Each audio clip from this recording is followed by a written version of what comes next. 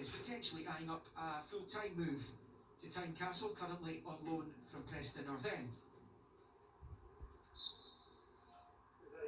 Once again, the players are showing their support, as we mentioned, for show races and the red card over the next couple of weeks, but also for the social injustice and the Black Lives Matter movement.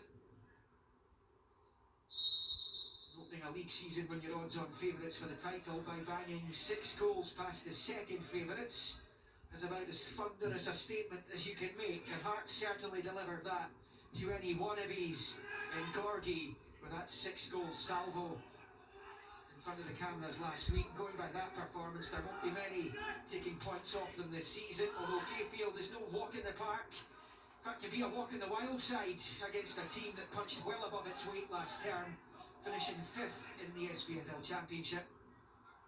And albeit it was a curtailed season, it would have been no surprise, given the way they went last campaign, if the season had been played out to its natural conclusion, then they may well easily have finished in that 5th position. It's going to be difficult to repeat the trick though, Billy Dodds, particularly when you look at that defeat 3-0 against the newly promoted Wraith Rovers last weekend. Yeah, it will be. I think the Hearts obviously will be hoping that it goes exactly as it did last week. Different surroundings here, let me tell you. Wind coming off the Celium, as you always know here in Arbroath. Yeah, they're tricky customers at home, and Hearts will have to be at their best, but they have to improve in last week's result, obviously. It is the closest stadium in Europe to the water. I'm just looking at formations right away. We know the way Hearts are going to play, but I thought Arbroath might go to diamond, but they've not. Hilson, who can play as a striker, has come out to this left-hand side. It's a 4-2-3-1. I thought Swanky might play off of a 2, but he's playing off of Chris Doolan up front. They've gone 4-5-1 Arbroath. How dare you talk football formations when I'm giving you a geography lesson, Dodds? You carry on right now. That's all I have to say. I don't need a geography lesson. I've been here plenty of times. You've been all over the place.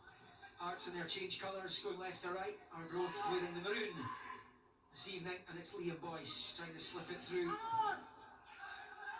for Ollie Lee, who was on loan at Gillingham last season. Here's Gianelli. That's a nice early take for Derek Gaston, beaten 3 times last season, but he did save a penalty. Regan Hendry, at least he saved one of the penalties. Former lifeguard Derek Gaston, the time capsule in Coatbridge, doesn't do that anymore.